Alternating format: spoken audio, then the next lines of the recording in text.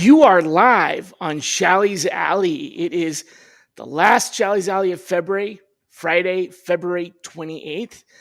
And wait, is this one of those leap months or leap year things? No, it's not, right?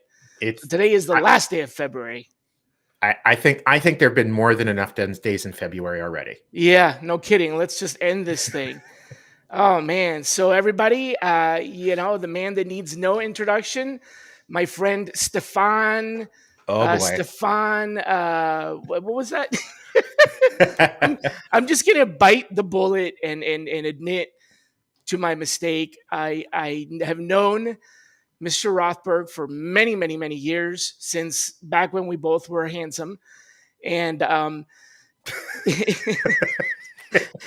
and for some reason, when I created the description for this episode, I just let autocorrect take over and correctly spell his name with a PH.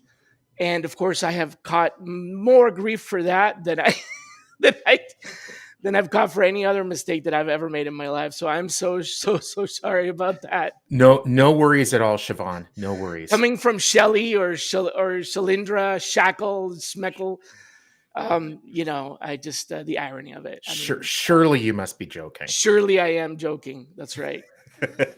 But here we have it. We are back, and man, it's been I want to say a couple of years since you came on the show last. And that's why you look, happy and refreshed. That's right. Yeah, I finally got over it. And then now you're just repeating your mistakes. It all comes back around. It's like a circle. It's a virus circle of life, or more like a merry-go-round, really. Oh, look, there it is again. Oh, look, there it is again. Oh, look, there it is again. But for real, though, yeah. I am deathly curious. For those of you that don't know you or follow you, which they should, folks, this is the let's just say preeminent expert in all things early career, founder of College Recruiter, and evangelist for the life of recruiting people out of universities. And a lot has changed. Yeah. A lot has changed. In fact, you said that as we were talking about this, that there's been some significant impact in early career recruiting because of what's going on with DOGE, or whatever that department name is. DOGE, right? Yeah, that. The meme coin that became a quasi-government agency. Exactly. Sort of is, or you want me to dive into what? Yeah, I mean, I don't see it because I've always been mystified by college recruiting. My version of college recruiting is I sourced people at the universities, and I messaged them in advance of an event, or I make connections and use college recruiting as a source, because that's kind of what I do. But I mean, I know there's so much more to it. And so what is this impact? Yeah. So the impact is that I was thinking about when you and I were messaging the other day. It's not so much like at the sourcing point, the identification of the candidate, the engagement, getting them to apply, even hiring them. It's what I'm seeing is a really massive impact on candidates that have already started. They were hired maybe 3 months ago. They maybe were hired a year ago, because those people generally are in that probationary status. And one of the things that DOGE did is it basically fired, or is trying to fire, all probationary employees. Okay. And which is basically early career. So there are loads of people. Okay, there are loads of people. I was actually just on a call with one minutes ago, who have worked for the federal government for literally decades, but moved from one agency to another. This particular person was hired by USAID in, I think, September, October. And so she was on probationary status because she was new to that agency. Mm-hmm. So Even she if was you terminated. were in a different agency before. Right, which wasn't something that I personally knew. Um, and if you moved from one agency to another, you were with one for 20 years, and then a year ago you moved, you're probationary, you were just fired or attempted to be fired. Depends on how this all ends up playing out. But almost by definition, anybody early in their careers who would Would grad be permission, yeah. would be probationary. So they've all lost their jobs. The other thing that's happened is that virtually every internship program with the federal government has been canceled. And that's hundreds of thousands of people. Wait, but hold on a second though. I do know about internships, Yeah. and that's not a. I mean, for the most part, those are. There's a period of time. I mean, an intern for a year or 6 months. That's not really even employment in the traditional sense, because frequently they're not expected to stay. I mean, Oh, it's one of the objectives to try to hire your interns, but you yeah. make a goal to hire the interns. It's not Right. like an internship automatically turns into. So how is that even like Well, they are hired. They're hired as like a temporary temporary employees, employee? right? Right. The expectation is Right. kind of like a contractor that it's for a Try before you buy. yeah, try get temp to hire, whatever, but you're Okay. still an Okay. employee, right? So, if you go and work for like Six Flags in the amusement park, Yep. during the season, you know that you're not going to be employed there for, 20, 30, 40 hours a week for a year or two. It might be for 3 months, it might be for Right. 6 months, it might be for There may be a 9 months. specific set period of time. Right. And the same thing with So most internship programs. You're hired and you're expected to work for, say, 3 months. That would be pretty normal. see, when I went to school, it was a cooperative education school. So we had two Ah, mandatory cooperative periods, which are specifically mandated to have a termination date, because it is like you have goals and objectives that you achieve, and the co-op employer signs off on your educational experience. So, I know that that's not the same as an internship. I mean, it is a co-op, but still, I don't see an internship as something that you should be terminating, because it's experience for the like. I don't get it. I'm missing something. yeah, I think what you're not appreciating is that the goal here is not to get rid of poorly performing employees, No, it's not. right? It's Because everybody if that's if recently hired. right, if that was the goal, you would go after them with a sharp knife or sword or something, use your preferred adjective. Hmm. A scalpel, I think, is probably a better, right? But Surgically, instead they're yeah. going after with a sledgehammer. So the goal here is to undermine the effectiveness of these governmental agencies. Not all, but most. And a Interesting. great way of doing that Okay. is to go after them with a sledgehammer, because let's be candid. When an organization is going through problems and employees choose to leave, the ones who choose to leave mostly are the ones who know that they can most easily find a great job someplace else. They're Right. your highest performers, Right. right?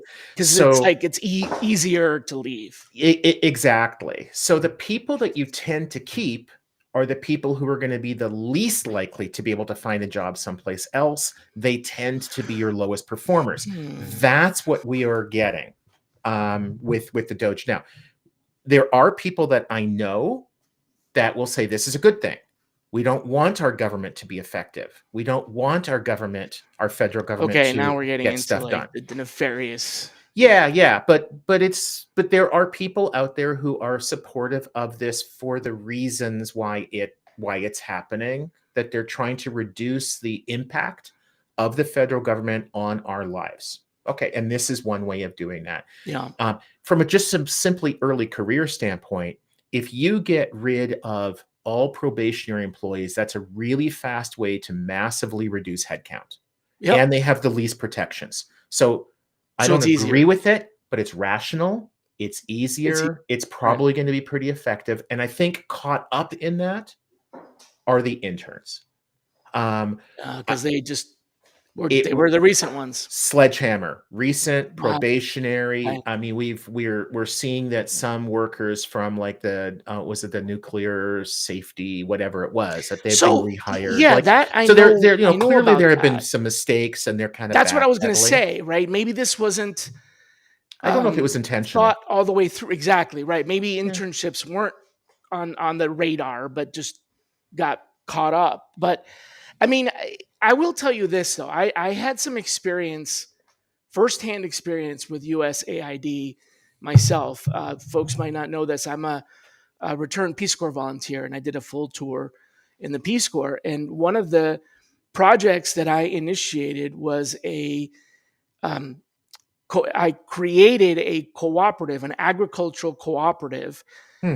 to store rice because one of the most damaging environmental impacts to the rainforest, and this was a untouched rainforest, is because of the slash and burn Yeah. economy, where they would, farmers encroach on the buffer zone and even into the protected land to grow rice, because the I guess the standard, or the way it's always been done, is you cut down the trees, and that provides fertilizer for your crop of rice.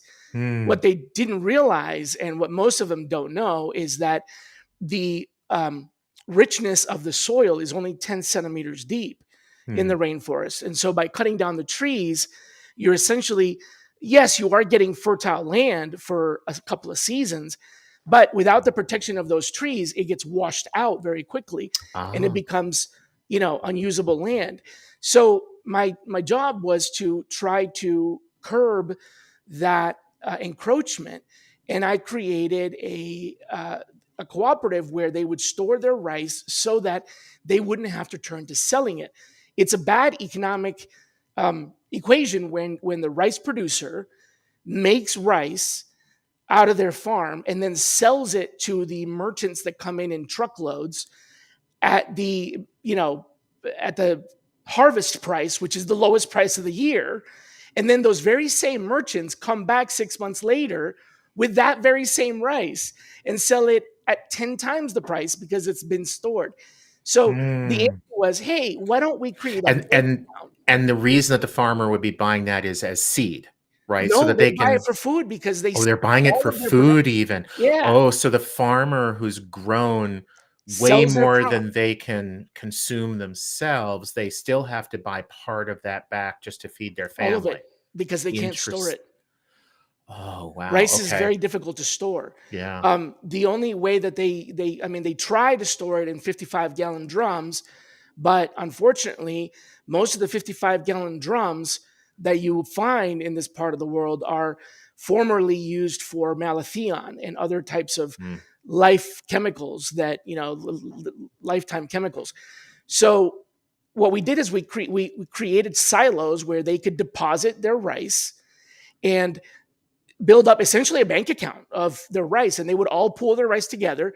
That way we could build a silo that had proper aeration, proper security, proper pest control, and then they would be able to withdraw their rice to feed their family and also sell it off peak market for higher money. right. And so that was my project, and I went to USAID to obtain funding for that project. Oh. And at the time, I discovered I had hopes to become a member of the Foreign Service and join the State Department. That was kind of my trajectory. I discovered so many really bad and ugly things about the way that things get done that I completely abandoned my dream of joining state because of my experience with USAID. And it Hmm. wasn't any one particular person's fault. There were many very helpful people that did the best they could, but the policies like public law for 480 and these other policies that were there to um, further the U.S. interests didn't align with a small farmer trying to curb deforestation by storing rice. So what I thought USAID was about was entirely not about. Hmm. And I was very disheartened and disillusioned. That doesn't mean that, the program deserves to die.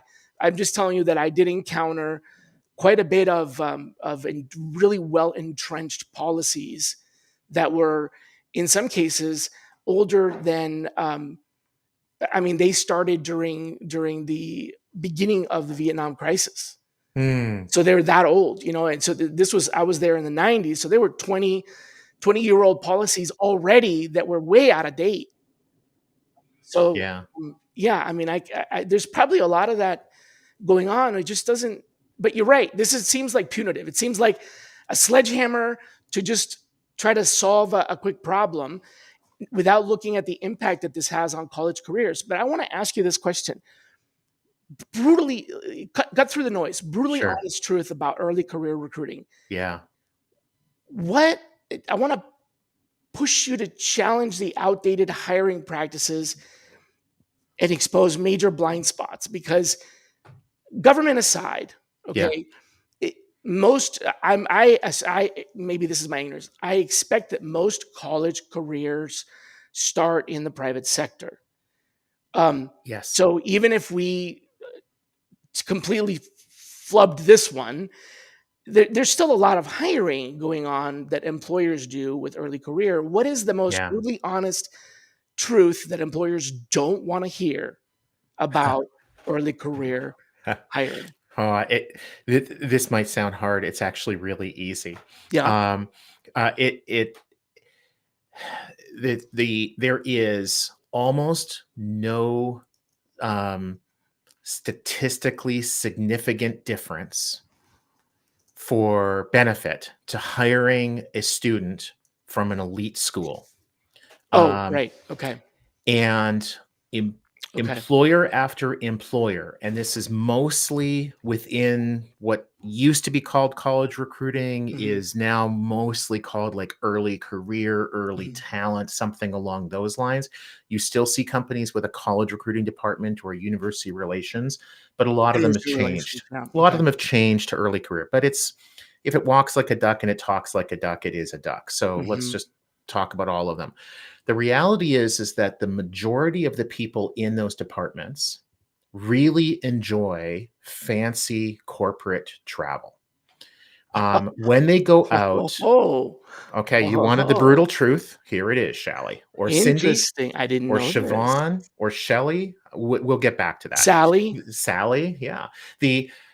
So if you are a typical employer that's doing some Mhm. Early university career. recruiting off of students and recent grads, the lingo, the language that'll be used within those departments is recruiting at, going to those schools, getting your job postings It's the travel. to those schools. Okay. And so they look at each school as a source, just like a sourcer might look at LinkedIn, Indeed, whatever hunting ground that they're using. Could be in-person events. It could be a parking lot outside your competitor's manufacturing facility, whatever.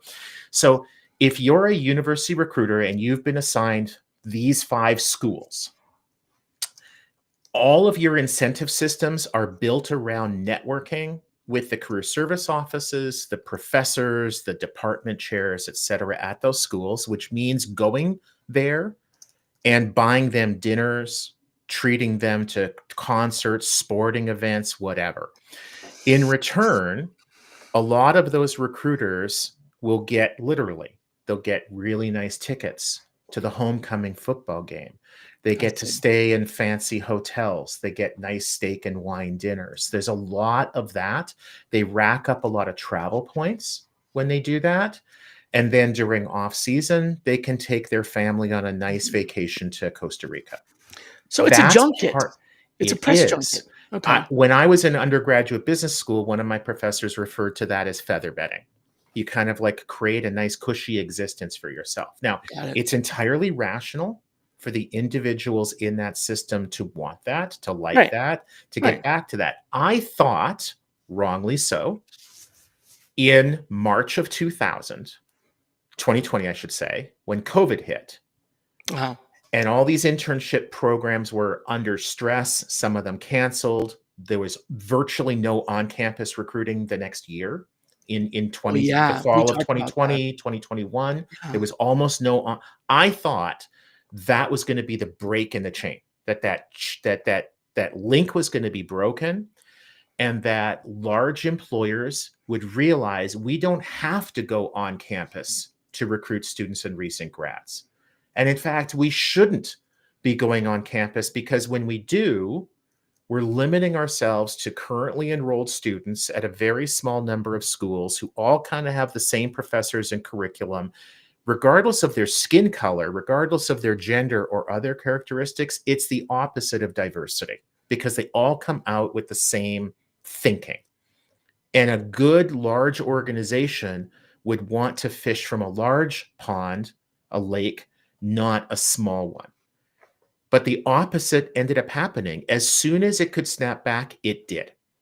And so what we've seen is there's been some movement towards online, whether it's a handshake or a college recruiter or a LinkedIn or whatever, Mhm. but not nearly as much as I would have thought, and not nearly as much as I think it should. So I think the big thing that a lot of people just don't appreciate is that the incentive structures that are built into recruiting often are to the benefit of the individuals, the recruiter, the hiring manager, not to the benefit of the organization. And not necessarily intentionally. I mean, not by No, the I like, think "Ha, ha, ha, we're gonna do that," but more because it just sort of evolved into that. I think it intentionally depends on who you're talking about. Mhm, So yep, if you're talking about the head of the university recruiting department, it absolutely is completely intentional. okay. They're trying to ensure that they have a job. They're trying to ensure that they continue to have that nice travel and those other sorts of benefits that they get. If you're talking about the CEO of a large organization who doesn't really know what's happening in the weeds in talent acquisition, Unaware. and shouldn't, right? To be Mhm, clear, if they're in the weeds for something like that, they're not doing their job. But I think that they would be oblivious to it. And alright, this is the fair way enough. we've always recruited. This is the way we are going It's how it's to. always been Yeah. done. I'm not against on campus recruiting, but I am against organizations thinking and acting like it's the only way to hire these people. If you're an organization and you're looking to hire 2 interns for your engineering department and you've got 30 employees in your company, absolutely go to the school that's across the street from you. But And if you're form a trying to. relationship with them. Yeah, Yeah. heck yeah. If you're an What do they organization need? What hiring can you provide that 500. they need? Yeah, if you're an organization trying to hire 500 interns, yes, go to the school that's across the street from you. And yes, go to 30 others that produce candidates. But you probably want to hire at least half of those people other ways, from schools that are, in rural Alaska. You don't have to fly somebody up there to do it. You can, there are these things called video calls. There are So, these things yes, you're called saying you job don't need to boards. travel there. Yeah. So like anything else, you want to diversify. And if you bring in 500 people from the same 20 schools year after year after year, you're going to end up with everybody thinking the same way. And that's not healthy. Well, so, yeah, that's homogenous thinking, right? So, there's, uh, a company in the Bay Area that I worked with for a while, and they, are just predominantly Stanford graduates that work there, and Yep. yeah, you know what I'm talking about. And I did notice when I was there that there's a very much like everybody thinks the same way because of having the same educational, foundation, the same way of thinking and everything. So I get that, but I wanted to. Can I address a question? Garrick Chan, who I think you know well, I I do. do, yeah, Okay, so he absolutely. asked, I think, a fantastic question, and he's basically saying he's kind of challenging well, just using his example, would somebody from Santa Monica Community College have the same chances as someone from Harvard? And I think what he's basically saying is, is somebody from a community college is likely to be maybe less, maybe more, as productive in your workplace as somebody from Harvard. And if I can take a Oh, minute, I can share some like an actual story from an actual employer that we all know. please do. So I was at a conference probably 10 years ago, but that was hosted by Carrie Arnott and Mhm. Mo Hutt. And at the time, they were running together a company called Meritage, and they had a conference for basically program managers. And I was talking to a university recruiter from Lockheed Martin. And what he told me was that they had just tested hiring 10% of the students for mostly engineers from various online sources. I don't even remember if College Recruiter was one of them. So it's not about us. It's just Mhm. It's just online versus on online campus. early So career. 90% on campus, the way they had traditionally hired, 10% online. And he said what we expected to find was that the 10% that we hired online would be a lot less expensive to hire because you don't have all the travel costs and all of that. Staff time is far lower to hire somebody online than going on campus. But what we also expected to find was that the students that we hired from the Stanfords would be far more productive than the ones that we hired online. Not the case. And he said the opposite was the case. Yes, online was cheaper, but more importantly to Lockheed was that the productivity of the students hired from, let's call them second tier schools, Yeah. was higher than from the first tier elite schools. So I'm What was like, that attributed to? Is that exactly. So, like, first of all, I thought I didn't hear him right. So I questioned okay? him. And so what he said was that the students from the elite schools, virtually none of them stay with Lockheed Martin for more than a year or two. Oh, The students from the second tier schools, I went to the hmm. University of Minnesota. He included that as a second tier school. What? I take That offense to that. I studied physics there. well, it's not Ivy League. Let's be candid. Oh, It's okay. it's a We're very not. It's good not one of school, the but it's not 7. Ivy Yeah. League. Well, since you left, it's not Ivy League. When you left, it stopped being Ivy League. But anyway, Mhm. so the students from a second tier school will tend to stay with them for 5 years, 10 years, or longer. Hmm. So the students from the top schools, when they're coming in, they're better qualified. They probably are like smarter, better critical thinkers. Call it what you may, but Okay. they don't last. So by the time they kind of get trained up and become productive, they're productive for somebody else. They're not productive for you. Oof. And I think this is part of the problem when talent acquisition is disconnected from productivity metrics. If you only know that your candidate appears to be well qualified when they're hiring, and then you lose sight of what happens to that person after they're in your workforce, how do you get that nice feedback loop of like, I thought that Cindy was really good. She ended up being fired 3 months later, and there are 30 more like her. I need to stop hiring those Cindys. But if you don't know that the people you helped hire are not performing well, how can you correct that? If you don't know which of your employees is performing really well, the people that you helped get hired are performing really well, how do you look for more people like that? So I think, you rely on what the hiring manager tells you, but some hiring managers know? Probably not. If they're But too far most, yeah. I removed mean, from that, yeah. I would say. So, interesting. I'm glad you dug into that. I was going to ask about that. Interesting comment that I think this was something that you mentioned. Oh, I'm going to put up this comment Yeah, I was here. just reading the same one.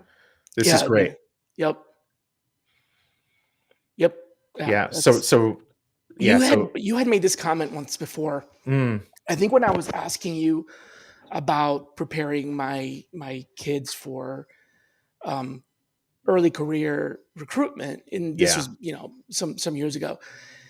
You said that it may I may have misinterpreted, so let me just correct it here. It may be a better idea to have them complete preliminary courses at community colleges Yes.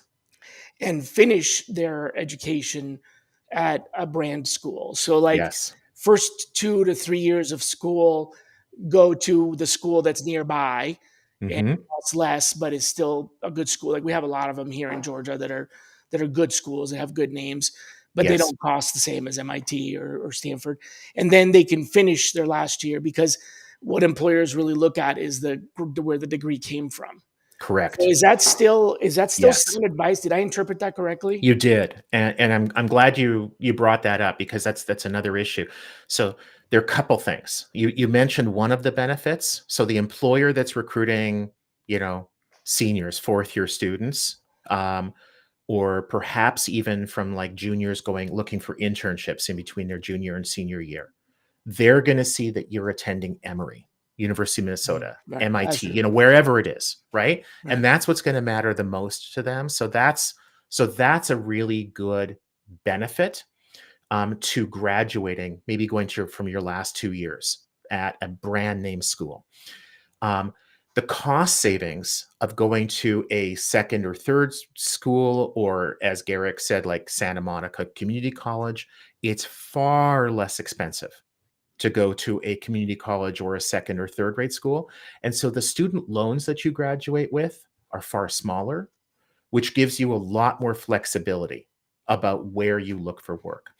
There's another benefit that I see as well, and that is very few of us, when we're 17, 18, and deciding, are we going to go into post secondary? Where are we going to go? What are we going to major in? Very few of us know where we're heading in life. You know, a 17-year-old is a heck of a lot more like a 12-year-old than they are like a 25-year-old. And 12-year-olds don't know what they want to do for their whole lives. They might think they do, but as soon as they get out into the real workplace, they find out virtually all of them that that's just not something that actually works out. Like, how many 12-year-olds ever thought that they would end up in HR, The- right? I can tell you, my 12-year-old was sent to this business city in a school here where it's like they have like a Chick-fil-A and a Sears and a Walmart. And it's like a make believe. They call it tiny town. And everybody gets assigned a role. You get assigned the role of like working the cash register or Mm. whatever. And my son was, I don't know why he was picked for this, but he was selected by the group to be the CFO of the power company, Georgia Power, basically. And so he had to like, for the entire day of school day, he had to like write checks and pay bills, and he came home and he's like, Dad, the CFO does a lot. I didn't realize it. And I'm like, well, yeah, that's kind of why they teach you these things. But what did you expect the CFO was going to do? And he's like, well, I just thought the CFO just like, had all the money, but I didn't realize that people come to them for they make decisions and they ask questions about product and all that stuff. I'm like, yeah, that's you're just as powerful in a lot of ways as the CEO. And you have to have, you and the CEO have to align. And he goes, but the CEO didn't do anything all day. He just sat there and shook hands with people. And I was like, oh my God, how realistic is this?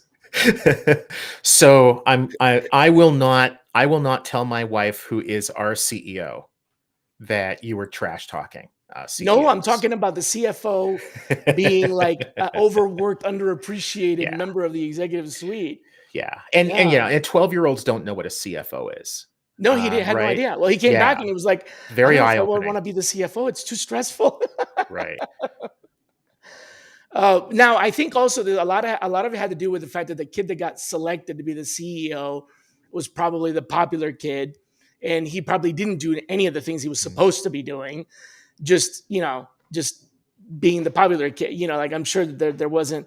My son took his job seriously and therefore was overwhelmed with all the actual things he had to Well, do. and isn't it great that, when you look at the Fortune 1000 and who some of the CEOs are, that none of them are just like the popular kid who sit around doing nothing. Like, clearly I'm just, Yeah, so being some sarcastic. yes, exactly. So Being sarcastic. Yeah. the um the the community college route, I think, is a fantastic route. College is not for everyone, Mhm. but that doesn't mean that it's a bad route for anyone. It is a really good route. The reality is you have a far greater chance of getting into a well-paying job if you have any kind of college degree. You don't need to go to Stanford in order to get a well-paying job. You can go to a community college, you can go to a state four-year school. GPA is now almost completely unimportant to the vast majority of As long as you employers, just have a graduation right? and Exactly. They're looking for people generally, they're looking for people who have a college degree. If you happen to have a college degree and a high GPA, it gives you a tiny advantage. If you happen to have a college mm. degree from a school that they're familiar with, that they like, it gives you a tiny advantage. There are certainly loads of And these exceptions to tiny that. advantages do add up a little bit, They can. It's not but going the to be bottom worth. line is you It's have to not. have a degree, and it's not. Yeah, that's the most Okay, important thing. So it's got it. like it's not binary. It's not a zero sum game. It's not Stanford or nothing.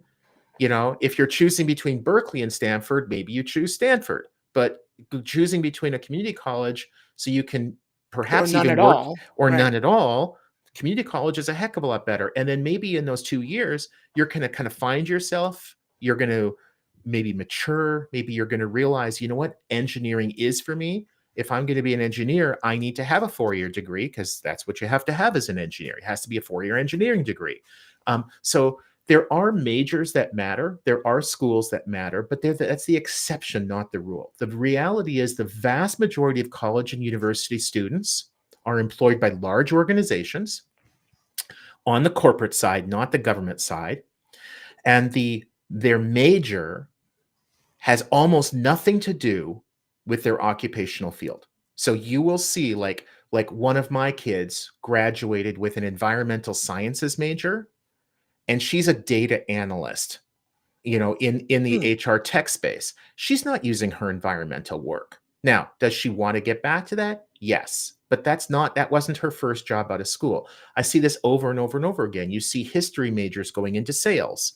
You see English majors going into customer support. Because the It's foundation of education is not for the profession necessarily. yeah, it's It's critical critical thinking thinking. and being able to, yeah, right. So Garrick asked a question, and I have a question to follow up on that. Hmm. And I also wanted to put this up because I think it's funny. um, but Garrick had a question. What about external? And I think what he means is extracurricular. So joining fraternities, societies, clubs, those kinds of things. Is that beneficial? Yes. Yeah. Okay. Those extracurricular clubs, a couple of things that just come to mind right away. Number one is you've got a built-in network. The people who are in, say, that fraternity or sorority or your varsity soccer team or whatever, your older classmates that are, say, 2, 3 years ahead of you can then network with them. You can stay in touch with them. They can help you find a job, whether it's within their organization or at another that maybe they're working with. So you've got a really nice network there. When my wife was moving, before I knew her, when she was moving from Michigan back here to Minneapolis, where she went to high school, one of the things that she did is she went to her career service office at the University of Michigan. She had already graduated and basically said, can you connect me with University of Michigan alumni who are in the Minneapolis-St. Paul metro so I can network? And they Hmm. gave her a list, which today would be on LinkedIn, Yep. is how Right. you would do that, Yep. right? And she basically went down that list and she had a whole bunch of informational interviews until she got to the point where somebody basically said to her, no, I'm not going to give you advice or tell you who Mhm. you should talk to next because I think I want to hire you. Nope. Right? Okay. Bingo. Now it doesn't have to be that much of a home run, but that kind of a home run does happen. Does Another exist. really a big advantage of being involved in the fraternity sorority club is it Absolutely. demonstrates leadership. Right. And a whole lot of employers really value that. If you go to the right school and you have the right major in their eyes and you have some kind of leadership quality, boom, they're all over you like a cheap suit, in a good way. I did notice that a little bit earlier on in the thread, somebody mentioned about banning yoga pants on college campuses. So two things. Number one is I don't think we should be um, treating women's clothing different than men's. Those I don't know sorts of if that yoga pants comment was specifically related to gender, just the pant Okay. itself. It's usually when I see stuff like that, it's about like body shaming women, and that Right. I just didn't want to leave that there because I don't think that's right. The other thing is maybe the comment was directed at me, that he doesn't want to see me wearing yoga pants, and that's entirely fair. Absolutely. Same here. I don't want to see you in yoga pants. No, I think it was just a snide remark about the item of clothing as opposed to. But you're right. It could be interpreted many other ways, um, which are not so nice. So yeah, community college to a larger campus. Well, no, not necessarily. I mean, you could still go to a larger campus and then join. I mean, I was a founding member of our fraternity in college, and by founding member, I mean the group that I was with. We started that. We rushed a national and started that charter there, Hmm. and we had a pretty big diversity of students that were members. I mean, we had some folks that were in there. Um, master's programs and everything. So there was, it wasn't your typical freshman year kind of thing, but that's not necessarily always the case. Um, I Yeah, and I think it's a good point that if you go to a community college or trade school or I was going to go ask you about that. something like Yeah, that, and then transfer, and you're you're losing a year or two at that 4-year school. supposedly, yeah, I guess. Is that without consequence? No. It's a good Because you point. graduate If later, you mean? you might graduate later, but even if you have like 2 years at the community college and then you graduate, and then you move to the 4-year school and you graduate in 2 years. So you're still graduating in 4 years. Many of them do, but you do lose that first and second year at the 4-year Hmm, schools. You do lose some of those connections, okay. but I think that the benefits for Outweigh most the risk. outweigh the harms. And so it's not that it's without anything negative, but I think the negative Right. is much more outweighed by the There's definitely positives. enough. So weigh the options, weigh the benefits with giving your children, Yeah. your young adults, I guess, advice. So that actually, now I have two questions. The one question I was going to ask before, I'm going to hold off on that. So this prompts a different question, which is, what about things like gap years? I mean, is Oh, graduating on time, really like if you're 24 versus 23, or how heavy does that weigh? Because sometimes, I mean, I wasn't one of them, but we had plenty of um, students in my college that switched majors, and they kind of took a year off to figure that out yeah. I was also one that went straight from high school, right all into the a way through. 4-year undergrad, right into a 3-year grad school, right into the workforce. And I look back on that, and for myself, I think that was the right path, because I think if I had taken a gap year, I probably never would have gone back. But for those that for But medical reasons or whatever, like how consequential is it to have a gap year in between? And maybe it wasn't even I changing majors. Maybe it simply was you had to go make some money and in order to I be able to think pay for it, or I think is it really? I think for the vast majority of young adults, it's Well, fantastic. and it won't be noticed at the And other it- end. and I mean, okay, so I graduated, I just turned 18. If I had taken a year and gone and traveled, worked abroad, just went in, worked flipping Did something. burgers, Yep. whatever, I would have been a hell of a lot more mature going into the undergraduate That's what I program. suspect. Yeah. And I think I probably would have done better. And if I had especially taken a year or two off in between undergrad and grad school, I definitely would have done better in grad school. And I did fine, but I wasn't as mature as a number of my classmates. Like, so one of my closest friends to this day, I went to law school with him from 88 to 91 is when we went to law school. He had already been working as a civil engineer for, I think, 6, 7 years. So when he came back to school, to go through law school, he really knew what he wanted to do, and he was far more mature than I was and a lot of our classmates. So he excelled, and the studies and what he brought to the class, what he understood from the materials we were talking about was far ahead of me. Everything I knew came from a book. Hmm. Most of what he knew came from real life. So I see employers really valuing like ex-military. You've Because served they've 2 years, 4 years, six right. years, whatever.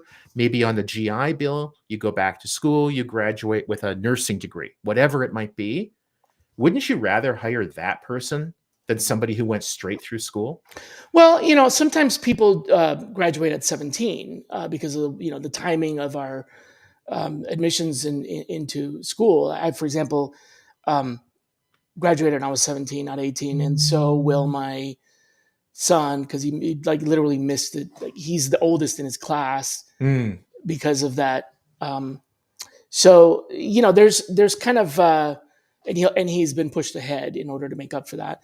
So there's a little bit of that, but I was thinking more along the lines of like in some cultures in some countries, Europe and in other places where they are expected to do a year of like community service yes, love it. or and it's not necessarily military if that's not, but it could be working as an ambulance, what do they call that, um, Like a paramedic or something. yeah, exactly that, right. Yeah, Yeah. So let me go back to the other question that I was going to ask. sure. Well, now I have two. So the first one is trade schools. The, the not necessarily getting a bachelor's degree, Yeah. and maybe not necessarily even a degree per se, but actually like a trade. Mhm. Is that still early? I mean, early career. If you go into, and I'm trying to use as a good example, I don't know, welding or Mhm. and there's got to be plenty of examples out there that are non-degreed schools that Absolutely. produce people that make a pretty decent living doing, electricians and things like that. How, Yeah. how is that being impacted or affected, or is that out of our Impacted or affected by everything going on right now, DOGE and oh, um, you know, well, um, because it was such a broad brush, a it doesn't matter. sledgehammer approach, there's at least as of right now, any probationary employee is just, Even gone. trade Now school and now everything. one thing about the federal government, and when people look at, like, what's the average salary of a federal government worker versus what's the average salary of, like, private employer or people employed in private industry, the federal government is heavily skewed towards office workers. Hmm. Right, Right? right, You don't have very many, like, welders and right, fast right, food right, workers. right, You right. do, but it's not to the same extent as in But I private mean, industry. because the people who do that, they work for companies that work for the like Lockheed and Right. Boeing and aerospace companies. They hire people that Sod are Sodexo is gonna run the food service at the V, exactly right? So yeah, are you a crafts and trades, if you're working in the kitchen in a VA, you're a Sodexo employee, you're not a not a government. VA employee. So if they were to take that into account, then the wages from the federal government would actually probably be less than corporate America. Yeah, But whatever. I think your point though is all of the terminations, the hiring freezes, is that as likely to hit trades trade. Yeah, as, say, English majors? probably not. And I think trades are gonna be safer. Right. Okay. The one thing I don't wanna get away from, though, is that there's this narrative, and it's very often by people who have a college degree, often a graduate school degree, would not have gotten into the place they are without those. They work at a big investment banking company, Mm, and they will say people shouldn't go to college. And it's at like, all. at all. And it's like, let's take a look at your family, your kids, your nieces, and your nephews. And are you telling them they shouldn't go to college and that they should instead become a welder? If so, you're walking the walk, and I respect that. We might disagree, but I'll respect that. But when you're telling your own family one thing and telling the general public the other, I call bullshit on that. and I they have should one be of ashamed of each. I have, themselves. my son is going to definitely, and he I wants think to go to trades, college, if and my that's what daughter. you're if that's what you're good at Mhm. and you like that and you value that, hell yes. Go to trades, become a My daughter cook. wants to go into design and Yeah. graphic design and things like that, and my son actually wants to do engineering. So it's either what. That's where I was wondering if the outlook for, and also connecting to the other question before I forget, we Yeah. talked about the enrollment cliff last time. The enrollment cliff last time, the projected decline in number of college students and graduates. Yeah. Is that still so? Put these two together. Are we still seeing an enrollment cliff? Is it getting worse or is it getting better? And are trade schools the answer to that problem, or not, or just another problem? Hmm. Okay, let me chew on the trade school being an answer in it for a second, because the other part of what you're asking is really important. Yeah. Yes, there's still an enrollment decline. Some of that is simply demographics. The, Oh, the okay. largest Aging high population. school And, graduating class in history was something like 12, 13, 14 years ago now. okay. So Aging like I have population. one of my nieces is, I think she's 31 or 32. She was a member of the largest graduating high school class in history, US history. And so Okay. it's been on more or less a steady decline since then. Just because of fewer births, essentially. Correct, That's right? one And and one and factor, and but one there's others. Yeah. consequence that we're seeing from that is that some of the second, third tier schools have closed. You probably every once in a while will see something like Mhm. XYZ college that had 600 students has closed. Yeah. That's an impact. What's not really being talked about much, but it goes back to the whole DOGE thing, is that there's clearly going to be a massive cut in investment or spending, depending on which word you Mhm. prefer, from the federal government into colleges and universities. And that is going to cause some of these schools to close. And that will Some of the second. inevitably Okay. create an enrollment decline. Now, what's going to happen to those students? Some of them are going to be stuck in lifelong poverty, working in some of the jobs that some of these commentators want for others, but not for their own kids. Mhm. They're going to be working fast food. They're going to be working in warehouses, whatever, Because they lack the education. because they lack the education in Okay. order to work in a profession where most of the muscle that you use is between your ears rather than on your arms. Okay. The other thing that is going to happen then is, with that reduced spending from the feds and some of these schools closing, is it's going to become even more expensive to go to college, which is going to force out. And perhaps also more demanding to apply. Like, our admissions going to become harder. Right. Okay. So the Harder to get in and qualifications cost more. harder to getting cost more, and it's a Okay. simple supply and demand issue, Okay. right? Okay. It me Fewer seats, with essentially. Pell Grants, which I was a beneficiary of, millions a year Pell Grants are probably going to go away. So people from lower income are not going to be able to afford to go to college or university, and we're going to get into this caste system, is my fear, where Mm. that part of what a lot of people love about this country, including me, is that almost anybody can get into the middle class or even become wealthy. At least there's the possibility of that happening for Hmm. almost anybody. Okay. If we get into a caste system where, That Shally, becomes, because you were born into poverty, it just it's simply not perpetuates. an ability for you to go to college, Perpetuates. Yeah. then it's Okay. going to perpetuate it. And I don't think that any one of us should want that. No, no, because that's, I mean, that's an erosion of our liberties, or of the American dream, and the pursuit of happiness, and doing what you want to be able to do. It may be very difficult for someone in a disadvantaged neighborhood to make it to become a doctor, but they still can. If that happens, Yeah. then what you're describing, then they won't be. I mean, they're right now. It may be very difficult, but then it would become impossible. Yeah, like So I can yeah, grab a that's just basketball and I can go to the free throw line and I can shoot 10 times and I might get one or two of them. It's possible for yeah, me to exactly. just Yeah, no, right? but It's Garrett possible for guessed. me to get a basket, but if I'm like up against somebody who actually knows what the hell they're doing, and they're going to No, get right. 9 out of 10 baskets, right? So, is it But what you're possible for describing me? is that you wouldn't even be Yes. invited to go on the you wouldn't even you wouldn't even get a chance to do it, whether you had the skill or not. No, Right. I don't think so, Garrick. We're not quite there yet. I think that's the danger that Steven's describing. Yeah, I think it's a spectrum.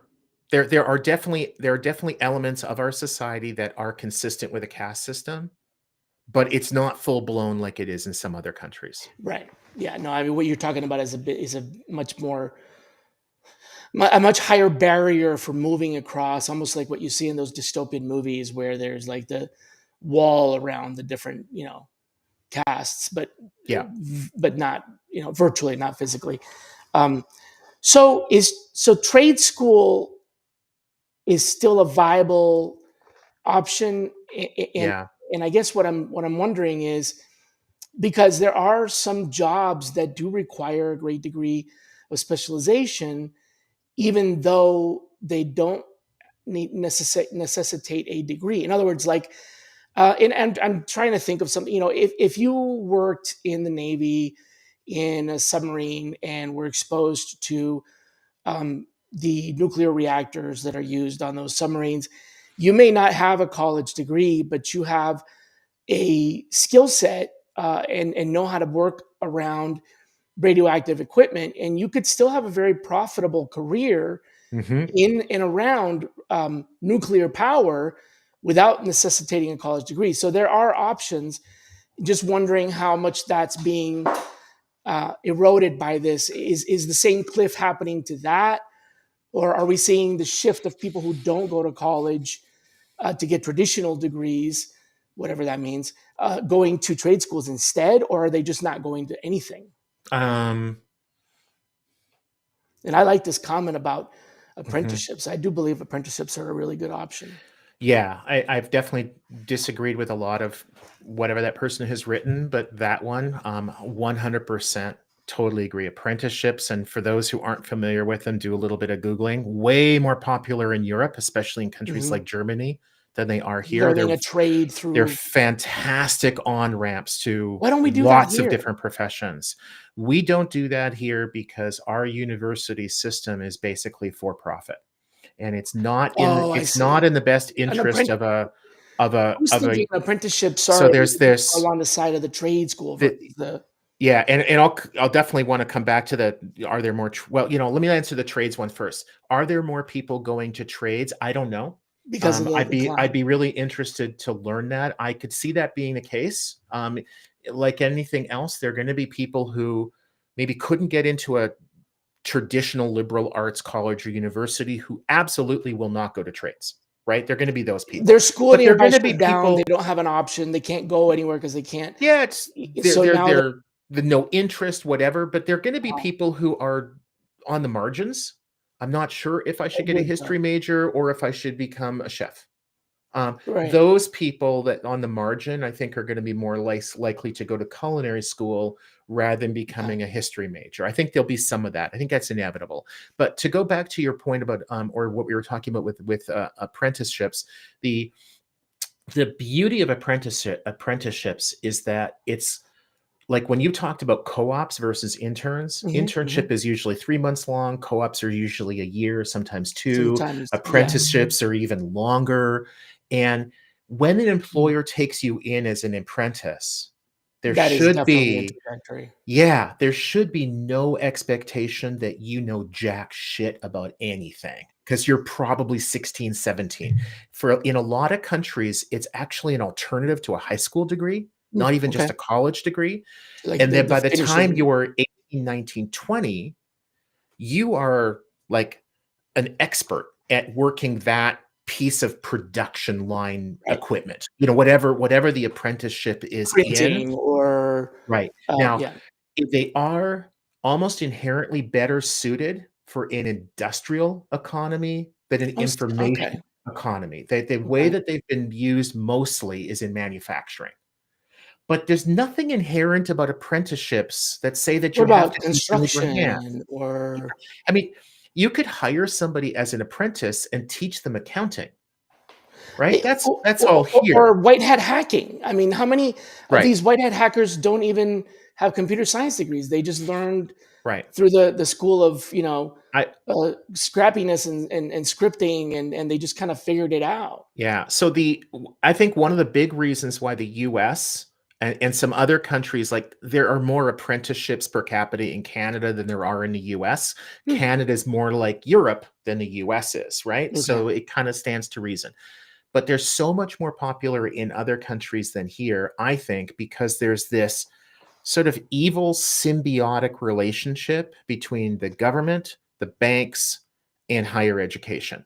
Hmm, So the banks very much want universities and colleges to thrive because you get a lot of people taking out student loans, and it's the only kind of debt that is not dischargeable in bankruptcy.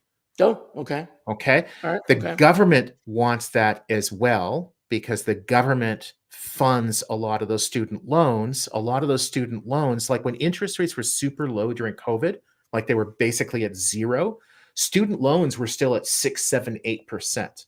The government was profiting off of students going to colleges and universities. It's a profit center for the government. And because they're not dischargeable, there's very little risk to the federal government in people defaulting.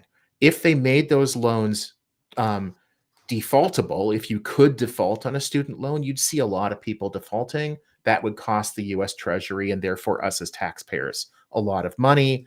The banks wouldn't make as much. You'd see a lot of colleges and universities going out of business. So there's a three-legged stool there that each of the three of them are very dependent upon each, and nowhere in that picture are apprenticeships. If apprenticeships become big, you don't have as many going to college, university. You don't have many taking out loans. The Wells Fargos of the world, they don't get their origination fees, their servicing fees, Hmm. and the federal government doesn't make money off of the interest. It's it's Because an rep apprenticeship it's is reprehensible. because It's it's just basically just yeah. for that particular trade, Yeah. that person. Yeah, Yeah, and some people might be like, "Wait a sec, I thought you maybe a worked for a family company business. called College Recruiter. Shouldn't you be in favor?" And it's like when I started this company and we weren't doing anything in recruiting at all, it kind of evolved into a job search site. The reason we call it College Recruiter is because that was the job title overwhelmingly that our customers At had. the They time. worked they Yeah, worked for large companies, they and were they were college hiring recruiters. students and recent grads, but always since day one we've been more about any kind of early career employment, not just internships for college students. Okay. Yeah, Right, Siobhan? that's right, Stefan. Um, I'm never going to live this down, and rightfully so. Rightfully so. My friend, it has been illuminating as usual, and I really need to have you on the show more frequently I would be because happy. we talk about very important things that I don't think enough about. But I can't let you off the hook. I always have to ask this question, and you know it. Who Yeah. should be our next guest? Who should be okay? So I was debating this. I would love to see you bring on if you want to sort of continue or get more of an insider perspective on what's happening with federal hiring and how that's going to impact private Ooh, industry. yeah. Okay. There are a few people that I know, but one that I know is going to be a guest with me on Recruiting Brain Food, Hung Lee's publication Mhm. on March 21st. And that's Mike Bruni, Bruni, with Talent Acquisition Strategies. Mike worked inside the federal government, including in intelligence agencies. And I was a moderator of a panel with him and Roy Hartsfield. Both of them came out of the intelligence agencies in June. We talked about how do you do business with the federal government? What does contracting look like? That type of thing. And so Mike's going to be on Recruiting Brain Food to talk about like the impact of DOGE, not just on government hiring, but how that's going to spill over into talent acquisition in the corporate side in the US and globally. I can't think of a better person. And Garrick, The only reason I can think that you would want to see me in yoga pants is if you want to destroy your eyesight. And the reason that you'd want to destroy your eyesight is so that you can get a service dog.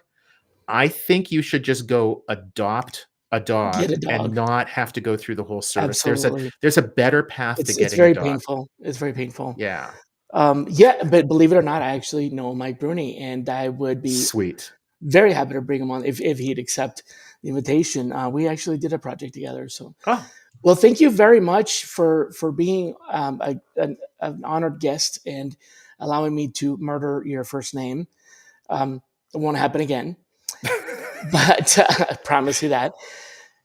Everybody, thanks a lot for coming on the show today. If you are interested in next episode, we have Cassandra Dent, former colleague of mine from Fiserv, who's now launched her own firm, and we have some interesting entrepreneurial questions to ask her. So hopefully we'll see you back here next week. Until then, be kind to yourselves. Take care, everybody. Bye-bye.